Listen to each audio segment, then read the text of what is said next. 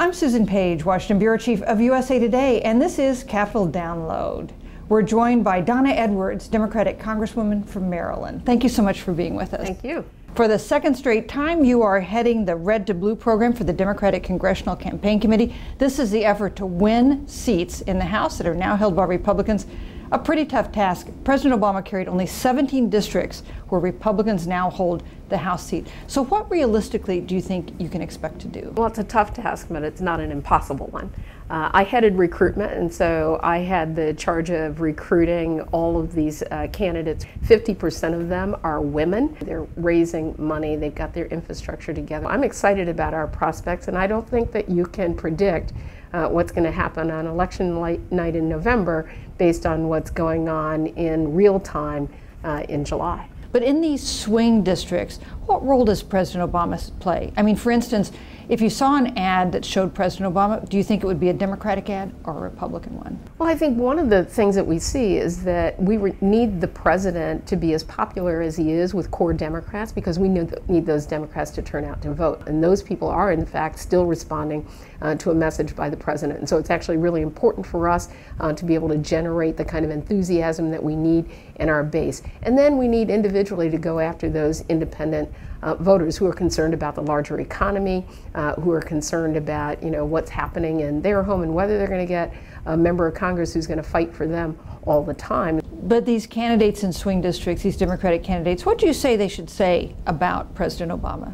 Well, I think that depends on the district, quite frankly. And there are some districts where the concern isn't about the president. It's about the person who is the incumbent who voted to shut down the government. It's the person who wants to deprive them of health care. It's the person who doesn't want to deal with serious issues like immigration.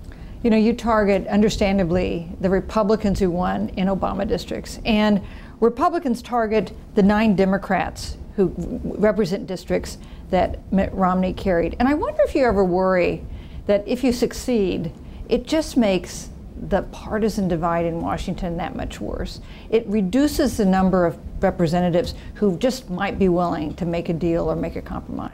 Well, I do think it becomes increasingly difficult to recruit candidates. And my worry is that there are barriers to entry to being a candidate. When I ran for office, I didn't come from a family of wealth. I was a grassroots organizer in my community, and the daunting task of putting together a couple $1 million to defeat a long-term incumbent was pretty tremendous. And I think that is what I worry about more, is that we have barriers to entry that actually preclude some of the best people out there from running for office. So money is one of those, but I wonder, when you're trying to recruit somebody, do they ever say, I look at how Washington works or how Washington doesn't work, and I think, why in the world would I want to go there?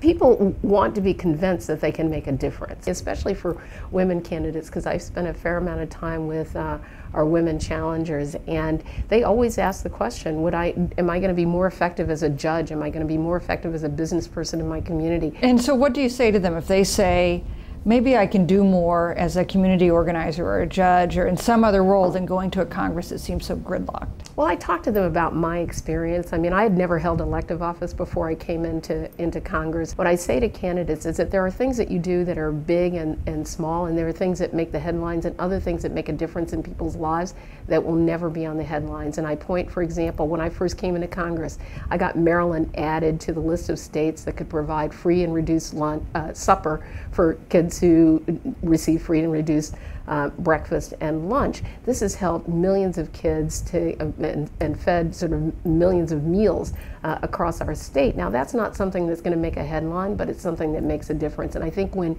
our candidates hear about the opportunity to make a difference in those kind of ways in their communities, they're more inclined to take up the mantle than if they think it's just a bunch of partisan fighting. One thing that President Obama can do for Democratic candidates is raise money. He'll be in Dallas on Wednesday for a fundraiser for the DCCC. A lot of debate about whether he should go to the border while he's in Texas to look firsthand at the situation with all these kids who are coming over the border from Central America. Do you think he should? Well, I have to tell you, I'm much more of a hands-on person, so for me, visiting the border would make sense in terms of my ability to make decisions. People do things differently. I think if I were advising him, I'd advise him to go to the border, but I respect the fact that he's decided otherwise. He's calling on Congress to actually do something. about it. And all the visiting of the border in the world is not going to change the fact that Congress hasn't done anything yet. And that is at the feet and the hands of John Boehner, of the Republican Party that refuses to bring immigration reform to the floor for a vote. It would pass. There's a lot of talk about whether the United States needs to peel back some of the provisions of the law that has required extra hearings and special treatment for unaccompanied children from countries that are non-contiguous. That's including all these kids from Central America. Do you think that makes sense to deal with this crisis, or do you think that those protections in that 2008 law ought to be retained? You know what? It feels very piecemeal to me. I think part of the reason that we're in this crisis right now is because we haven't dealt with immigration in a comprehensive kind of way. And I would worry that if we start picking and choosing which parts of the law we're going to enforce or repeal, that we're not going to get to the core of what the problem is. We need a comprehensive immigration reform bill that addresses our border security, addresses how people can move on a pathway to gain citizenship, and then all of the people who remain here within our borders. And unless and until we have that comprehensive solution, nitpicking to deal with a short-term crisis isn't going to solve the problem. Let's talk just for a moment about the election that will follow in 2016. Do you support Hillary Clinton?